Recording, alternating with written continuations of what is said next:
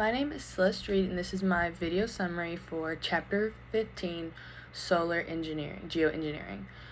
One of the main questions of the video was, why is it so hot? Why is the planet continuing to warm up? Why is the temperature increasing? One of the reasons from that is the heat from the sun, solar radiation, and greenhouse gases that are produced by humans, and their increase in demand for fossil fuels. With the solar radiation, the heat from the sun is put onto Earth, and then it's reflected from the clouds, so it's kind of kept in, and it's just continued to heat the planet. There were a number of things that could be considered solutions that are under more research and more observation to see if these are ways that could potentially help cool the planet, to help with climate change. And one of them were to put aerosols into clouds to reflect the sunlight, so by using jets or planes or whatever to put these things in the atmosphere for the clouds to help for the solar energy or the solar radiation to reflect off of the clouds instead of just staying in the atmosphere and continuing to heat. But with this is very expensive because it costs at least about $18 billion a year to even decrease the surface temperature by 1 degree. So it's very expensive. But another expense would be natural disasters damage costs, and it costs about $210 billion just to help repair damages from things such as wildfires and hurricanes and flooding. So all those natural disasters, those are also expensive and also are very negative to the environment and for humans.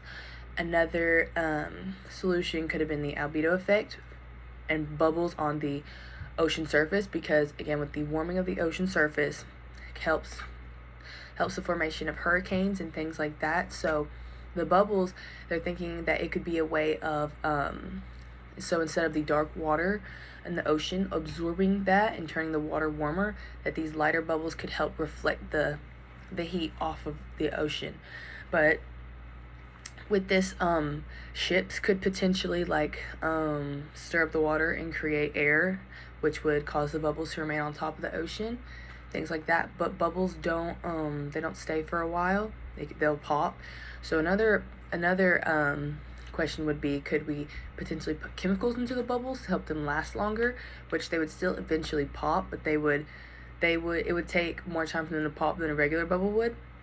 But this could cause concerns for marine life and ocean systems and things like that. So it still needs to be studied, because those can be harmful, and that would just put marine life and coral and things like that at risk. Another thing is reflecting cities and crops. In bigger cities, which have darker roads and pavements and darker roofs and things like that, tend to attract more heat, such as New York, and how records show that temperatures in New York have began to increase throughout the years. So these darker surfaces are causing the sun to just absorb, and it causes everything to heat up. But in other areas with heat as a reoccurring pattern, they have began to paint their houses and things like that with white paint, and it's a cheaper alternative to help cool homes and things like that, such as not using AC or things like that. So alternative could be painting it white instead of using darker colors, which attract more heat. It could save money, but it would only work locally, so in that area, and not globally. It's not going to change the temperature for the entire planet. It'll just change the temperature essentially for that house or that area. Another solution could be harvesting crops, but leaving the residue on top of the soil instead of picking it up and collecting it or throwing it away. Since the soil is darker things attract the sunlight. So instead of the sunlight just getting sucked into the soil, the dark soil, the lighter residue is left on top of the soil, which serves as like a protective blanket. So it's put over top of that, and it could also help with the ground level temperature, the surface temperature, things like that. But even though these are some solutions that could potentially help cool the planet, we still need to find a way to change and adapt. We still need to decrease our fossil fuel consumption, and decrease the amount of greenhouse gases that are being put into the environment.